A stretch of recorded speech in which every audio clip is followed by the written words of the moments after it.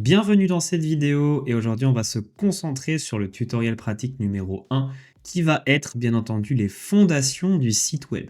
Alors avant qu'on commence cette vidéo, c'est très important parce qu'effectivement avant même de commencer à entrevoir l'apprentissage du code, avant d'entrevoir n'importe quelle solution, il est important de comprendre pourquoi on fait un site web et surtout là où on va se diriger et ça va être l'objectif de cette vidéo qu'on va décortiquer ensemble. Alors premièrement, c'est quoi les fondations? Déjà, quand vous voulez créer un site web, vous devez vous poser une question. Quelle va être son identité, la marque qu'on va vouloir véhiculer, le service qu'on va proposer, le nom aussi, tout reste important car tout ce que vous allez proposer sur le web va être visible par d'autres utilisateurs et donc effectivement ça doit être parlant, ça doit être quelque chose de simple, mais ça doit aussi répondre à un besoin. Donc, le site web en lui-même, il ne faut pas oublier que c'est votre adresse virtuelle. Vous ne mettez pas juste un site web comme ça pour le plaisir, sauf quand c'est dans le cas personnel où vous mettez un outil pour vous. Voilà, vous pouvez le loger sur une adresse pas nécessairement avec un nom de domaine, mais quelque chose qui appartient déjà à un site, hein. Mais le principal, c'est de comprendre que lorsque vous créez un site web, c'est quand même votre identité virtuelle. Pour finir, l'idée, elle doit être recherchée. Comme j'expliquais précédemment, répondre à un besoin, c'est quand même crucial. Si jamais vous avez une idée et qu'elle peut fonctionner, bien entendu, si elle répond à un besoin qui est quand même assez pertinent, eh bien, vous avez toutes vos chances de succès. Mais avant de créer notre site web, on va se concentrer sur ISCDE. Alors tout simplement, c'est une abréviation qui n'existe pas, simplement que j'ai inventé moi-même, qui va être sur la décomposition de la structure. Premièrement, l'idée. Initialement, qu'est-ce que vous souhaitez faire? Est-ce que ça va être un portfolio? Est-ce que vous allez proposer un produit? Est-ce que ça va être un blog, un SaaS, une application? Il y a plein de manières de créer son site. Deuxièmement, la structure. Est-ce que ça va plutôt se faire principalement sur le front-end? Est-ce qu'il va y avoir besoin d'un back-end? Est-ce que ça va être différent? Est-ce que vous faites juste du HTML? Est-ce que c'est basique? Voilà, il y a plein de manières de faire la structure de son site. Troisièmement, la conception. Comme je viens d'expliquer, quel langage allez-vous utiliser? Vous pouvez très bien développer votre site de manière très simple avec HTML, CSS et JavaScript, l'héberger directement. Vous pouvez utiliser Next.js, vous pouvez utiliser React, vous pouvez utiliser .NET, vous pouvez utiliser plein de structures et de technologies, mais effectivement, c'est aussi un choix à faire au départ. Et le frameworks, effectivement, si vous voulez utiliser quelque chose qui va vous avancer, vous aider dans la vie de tous les jours, dans votre codage, ça peut aussi être très important d'y réfléchir. Quatrième, les données. Oui, effectivement, tout site web, un minimum, va avoir des données, enfin, principalement, sauf si vous faites une landing page basique avec de présentation. Mais si vous avez un back-office, un espace ou quelque chose, vous interagissez avec des données. Et donc, il faut les sauvegarder. Est-ce que vous allez aller sur une solution SQL ou plutôt NoSQL, qui est un peu plus à la mode, en fonction des besoins? Dernièrement, l'évolution. Effectivement, quand vous créez un site web, il est généralement recommandé dans les bonnes pratiques de toujours entrevoir les possibilités futures. N'essayez pas de créer quelque chose qui va être difficile à maintenir dans le cas d'une évolution. Pensez si vous allez avoir des extensions, des services, essayez de rendre votre code modulable pour justement ce genre de choses. C'est un peu comme quand on construit une maison. Généralement, on fait appel à l'architecte, on fait un plan des pièces et ensuite on réfléchit à ce qu'on va utiliser pour créer la maison. On ne fait pas dans le sens inverse. Ensuite, on a le choix de l'hébergeur. Oui, effectivement, on a plusieurs possibilités. On peut aussi choisir des solutions comme Netlify, où on peut héberger des applications Next.js, comme moi par exemple je fais aussi de mon côté. On peut aussi utiliser le service directement drag and drop de Netlify pour mettre le HTML, CSS pour avoir un site avec carrément l'adresse qui finit par Netlify App. On peut aussi employer un serveur privé virtuel. Donc là, c'est plus à accès complet root, mais c'est un avantage au niveau du prix par rapport à des solutions comme Netlify. Par contre, c'est à vous de gérer toute la partie développement, c'est à vous de gérer la partie configuration technique. Donc, c'est des connaissances à avoir. On peut aussi se tourner vers des hébergements WordPress, par exemple proposés par Ionos et autres. Cette vidéo n'est pas sponsorisée, je le précise, mais effectivement, vous pouvez avoir recours à un créateur de site comme Elementor, WordPress, enfin il y en a plein qui existent.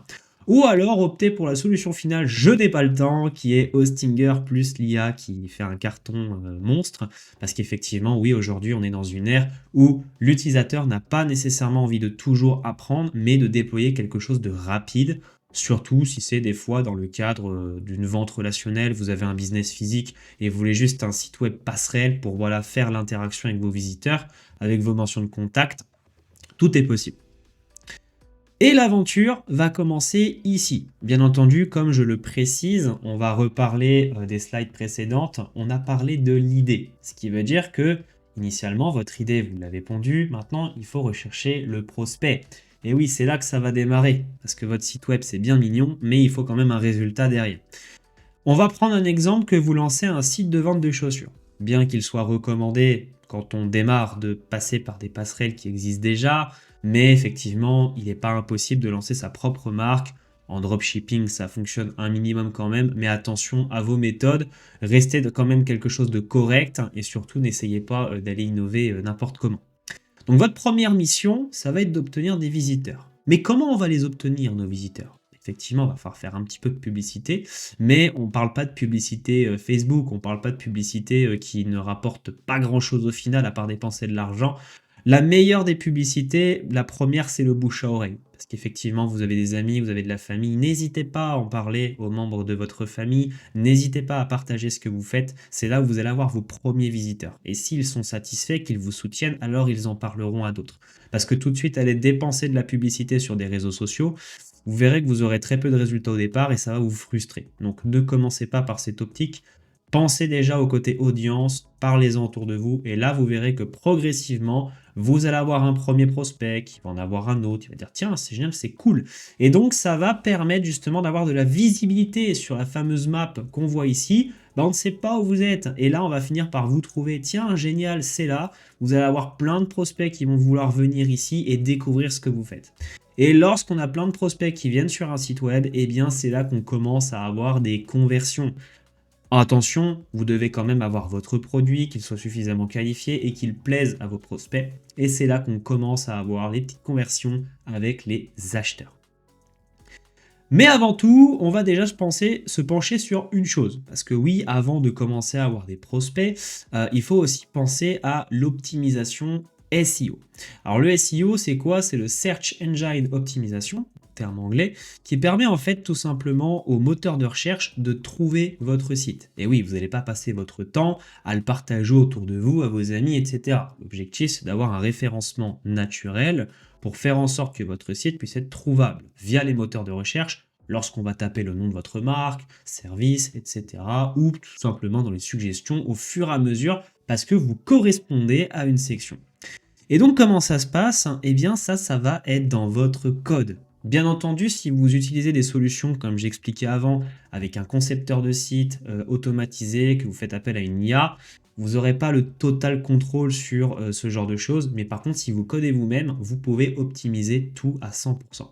Ce qui veut dire que là, à gauche, on a une version, par exemple, non optimisée. Ça veut dire quoi? Eh bien, on peut voir que dans notre balise body, c'est un document HTML, croppé, bien entendu, vous avez ici une div.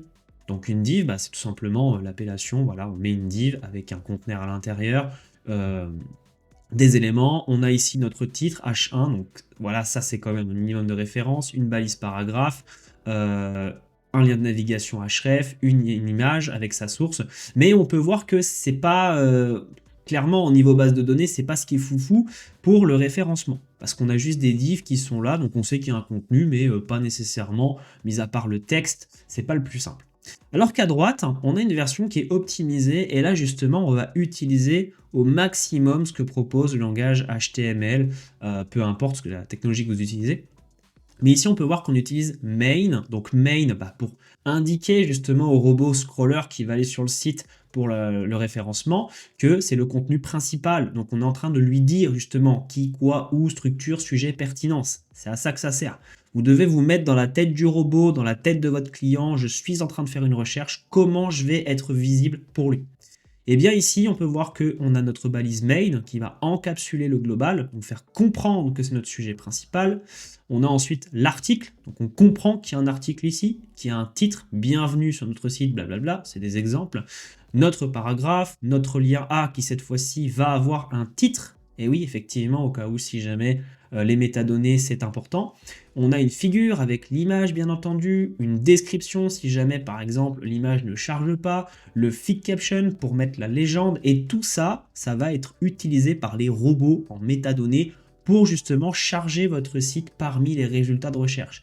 Et mieux c'est optimisé, plus vous avez de chances de vous retrouver dans les premiers résultats d'une page web, enfin du moteur de recherche, pour augmenter vos chances d'avoir des visiteurs. Le visuel et la navigation du site, ça reste important, obligatoire. Ça, c'est quelque chose que vous ne devez surtout pas négliger sans non plus être dans l'abus. Alors, principalement, vous voyez un exemple à gauche qui est un exemple assez vieux quand même. Mais effectivement, non, ne construisez pas votre site web de cette manière. Il n'y a rien de clair, on ne comprend pas où il faut cliquer, s'il y a trop d'informations. Et si vous saturez d'informations votre prospect, vous risquez absolument pas d'avoir du résultat. Par contre, ce que vous pouvez faire, c'est qu'effectivement, lorsque vous créez votre site web, vous avez le temps, faites une maquette, peu importe, voilà ce que vous souhaitez faire.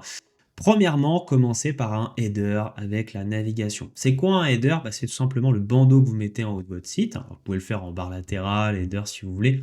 Le plus conventionnel, c'est de le mettre en haut du site. Vous aurez votre logo, par exemple accueil, à propos, contact, voilà. C'est quand même assez important parce que quand votre prospect arrive sur votre site web, il doit comprendre où il est, comment naviguer, etc. C'est quoi la société, le service, comment contacter facilement. On est en 2025, faut pas oublier, les gens ont besoin d'aller vite aujourd'hui. C'est pas on reste 45 secondes sur un site. Non, on reste en moyenne 10 secondes sur un site. Si on trouve l'information, tant mieux. Si on ne trouve pas, on s'en va sur un autre site. C'est comme ça qu'il faut comprendre l'année 2025 et plus. Deuxièmement, le produit et la présentation. Allez droit au but. Vous avez mis votre header, c'est bien. Commencez par votre produit ou le service, la présentation, des petits exemples. Mettez quelques images. Ça peut aussi être utile de montrer visuellement à quoi peut correspondre votre produit. Les gens ont besoin de se projeter. On n'achète pas ça comme ça on se dit oh tiens ça peut être cool, j'achète. Non, il y a vraiment une volonté de dire je passe à l'achat, je mets ma CV ou autre. Vous pouvez aussi mettre des avis clients, éviter le bullshit de mettre des avis clients, des faux, voilà, c'est vraiment pas éthique. Mettez des vrais avis clients au fur et à mesure que vous faites des ventes. Je vous recommande principalement voilà, de mettre votre pricing, de mettre des petits avis quand vous en avez, mais n'allez pas essayer d'inventer quelque chose juste pour dire ah vous avez vu ça fonctionne. Non, soyez honnête. Une foire aux questions, ça peut quand même être intéressant. Alors, tout va dépendre de ce que vous faites. Là, tout à l'heure, j'ai expliqué, là, c'est de la vente de chaussures. C'est pas nécessairement pendant toute la présentation que vous devez avoir cette idée en tête, mais en fonction de ce que vous faites, pensez à mettre une petite foire aux questions. Les personnes aiment bien avoir réponse comme ça, de pouvoir naviguer et être sûr avant de faire quoi que ce soit. Et dans votre pied de page, bien entendu, mettez les petits liens utiles, le copyright, comment vous contacter, etc. Et tout ça, ça vous donne justement une navigation complète qui va aider votre prospect à s'y retrouver. Et quelque chose de assez agréable à naviguer, quelque chose de simple, clair, compréhensible, facilitera justement les conversions. Quelques petits conseils pratiques à ne pas oublier. Alors déjà, premièrement, n'essayez pas de réinventer ou de trop innover. Qu'est-ce que ça veut dire? Tout simplement, il y a des méthodes qui marchent aujourd'hui. N'essayez pas d'aller vous dire, tiens, si cette méthode marche, je vais essayer de faire autrement et inclure cette méthode pour faire un tel... Non, non, surtout pas. Restez dans les lignes qui existent. Vous pouvez inventer un petit truc supplémentaire, mais généralement, on se fie à une routine, on se fie à des habitudes, et quand on essaye de réinventer quelque chose qui marche, vous risquez d'avoir l'effet contraire. Donc, fiez-vous à quelque chose qui marche déjà pour justement emprunter la même voie, et ensuite, en fonction de ça et de vos résultats, vous pourrez vous dire, tiens, je vais essayer d'innover un petit peu. Parce que sinon, il faut aussi se mettre à la place de votre prospect. Si vous essayez de faire quelque chose qui n'est pas dans les conventions, qui n'est pas habituel, vous risquez de créer de l'incompréhension, et ça, ce serait assez frustrant. Le plus important, c'est de répondre à un besoin. Ça, c'est quelque chose que beaucoup ne savent pas. Effectivement, même moi, dans le passé, avec des sites web que j'avais, peu importe la notoriété, la connaissance que vous avez, la popularité, le plus important, c'est d'avoir quelque chose qui va être utile. Parce que si vous présentez un produit qui ne sert strictement à rien et que vous, dans votre tête, vous dites, mais c'est génial, alors qu'en fait, niveau recherche, c'est zéro. Bah, vous allez vous confronter à un mur. Donc, faites des recherches au préalable sur votre idée, et si ça répond à un besoin, alors dans ce cas, commencez à la développer. Et là, vous verrez que vous aurez plus de chance. Troisièmement, c'est pas le prix qui compte, c'est la qualité. Parce qu'il y en a beaucoup qui vont se dire, ah bah ouais, bah tiens, je peux facturer mon service 100 balles. Oui, mais est-ce qu'il vaut vraiment 100 balles? Aujourd'hui, un exemple tout con, vous allez à la boulangerie. Vous avez une baguette qui coûte, par exemple, 93 centimes. Bon, peu importe les prix de 2025 ou avant, on va vraiment prendre un exemple basique. Vous achetez votre baguette à 93 centimes. Mais 3 mois plus tard, votre baguette ne vaut plus 93 centimes, elle vaut 98 centimes. Eh bien, dans la majorité des cas, s'il y a une boulangerie à côté où le prix sera moins cher, eh bien, vos clients ne vont pas dépenser les quelques petits centimes de différence. Non, ils vont aller à la concurrence. Et ça, c'est très important de le comprendre. Il faut savoir se situer au plus juste à la concurrence assez féroce en 2025, surtout dans le domaine du développement web, surtout dans la programmation. C'est pas un domaine super simple à intégrer. Mais par contre, il ne faut pas non plus abuser au niveau du tarif. Faites en sorte d'avoir l'assurance que votre produit est qualifié et à un prix correct. N'oubliez pas que tout le monde va vouloir comparer. C'est pas pour rien que des sites comme TripAdvisor ou autres ont une popularité monstrueuse. Et oui, pour quelques euros, ça compte. Et donc à la fin, pour finir, super, je vais pouvoir prendre ma retraite et gagner 10K par mois. Donc ça, c'est ce que beaucoup pensent aussi en créant un site web. Eh bien non. Ça paraît alléchant, mais ça ne l'est pas du tout parce qu'effectivement, ça n'existe pas. Alors bien que vous pouvez avoir de la chance, développer un SaaS, un produit qui va tourner de manière automatisée, qui va pouvoir encaisser les abonnements, etc. Non, vous aurez un minimum de choses à faire. Premièrement, vous pouvez avoir des bugs, vous pouvez avoir des choses qui ne fonctionnent pas, des questions, des personnes qui se disent « Ah tiens, avant de m'abonner ou avant d'acheter, est-ce que c'est ci, est-ce que c'est ça ?» Un service client. Peu importe, vous n'êtes pas obligé d'embaucher une société, mais vous, de faire le service client. Laissez vos mentions de contact, mettez un chatbot sur votre site web où vous pouvez communiquer. Il y en a plein qui existent de manière gratuite ou payante et qui sont à des tarifs assez intéressants pour pouvoir justement vous mettre en relation avec vos clients. Un service client, c'est également une partie de la réussite de votre projet. Deuxièmement, comme j'ai expliqué, c'est un site web. Mais votre site web, c'est aussi votre maison virtuelle. Donc, chez vous, vous faites le ménage. Eh bien, l'entretien, ici, c'est pareil. Vous pouvez avoir un bug, votre base de données a un petit problème, le code, voilà, une librairie qui change. Eh bien, c'est important. Vous ne pouvez pas laisser votre site web comme ça 3 ou 4 ans tourner sans aucun souci. C'est très rare, hein. Même les plus gros sites web ou les plus petits sites web sont impactés par ce genre de choses. Il y a toujours des micro-changements qui peuvent créer un bug, des applications. Ça nécessite d'être quand même assez rigoureux. Et donc, pour finir par une citation, investis ton temps et récolte l'abondance. L'objectif, en premier lieu, c'est pas de devenir millionnaire. C'est pas justement d'avoir l'idée du siècle qui va faire en sorte que vous allez pouvoir arrêter de développer, arrêter de créer un projet, que les gens vont acheter et qu'ils vont plus rien faire, enfin que vous n'allez plus rien faire par la suite. Le principal, c'est de se concentrer, d'investir votre temps vraiment de manière sérieuse pour développer ce que vous avez besoin de faire. Ça s'appelle le développement personnel, tout simplement. Et en fonction des efforts que vous aurez fournis, en fonction de l'image que vous allez renvoyer à vos prospects et à vos clients, en fonction de la popularité que vous allez avoir, et bien sûr de l'humilité, n'essayez pas de prendre la grosse tête à vous dire super, mon projet marche, je peux tout envoyer balader. Non. Essayez de rester vous-même, essayez de répondre justement à un besoin. Aujourd'hui, il faut savoir que la majorité des projets qui sont extrêmement bien cotés ont aussi démarré par des petites étapes d'open source qui étaient accessibles à la communauté. Et donc, il y en a qui ont amélioré leurs idées et fait des projets qui fonctionnent. Mais pour récolter cette fameuse abondance, vous devez y passer du temps et c'est vraiment très important. J'en ai fini avec cette vidéo, j'espère en tout cas qu'elle vous aura appris des choses concernant la programmation, pas proprement dit, mais plus concernant le début de votre site web, votre lancement, la phase de votre projet. Essayez de vous projeter, prenez le temps, réfléchissez bien à vos idées et lorsque vous l'avez, ne la lâchez plus. L'objectif, c'est d'aller de l'avant. La seule monnaie au monde que vous n'aurez jamais le contrôle, c'est le temps. Alors essayez de faire en sorte qu'elle puisse au moins vous être utile pour emmener votre savoir avec vous lorsque ce sera fini. Si cette vidéo t'a plu, n'hésite pas à me le faire savoir en lâchant ton plus gros pouce bleu, en t'abonnant, ça me ferait également plaisir pour le soutien de la chaîne. Et on se retrouve pour de prochains tutoriels pratiques. Sur ce, bye bye.